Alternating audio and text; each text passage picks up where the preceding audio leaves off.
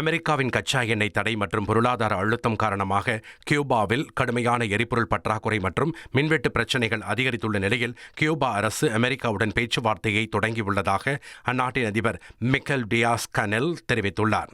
Venezuela நாட்டின் மீதான அமெரிக்காவின் நடவடிக்கைக்கு பிறகு வெனிசுலாவிலிருந்து கியூபாவிற்கான கச்சா எண்ணெய் விநியோகம் நிறுத்தப்பட்டது.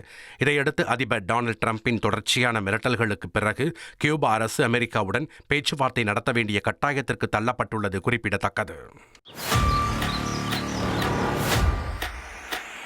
Make India great again. மக்களாட்சி அமையணும். மோடியினுடைய கேரண்டியை தான் மக்கள் நம்புவாங்க. வெற்றி கூட்டணி அமையும் அமையும்.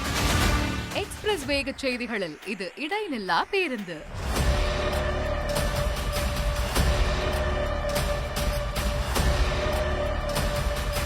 தினமும் காலை 6 முதல் 7 மணி வரை 6 மணி செய்திகள். Break free news. வரிசை கட்டி வரும் சுவாரஸ்ய செய்திகள் பிரேக்கே இல்லாமல். ரிமோட்டை மறங்க, அப்டேட்டா இருங்க.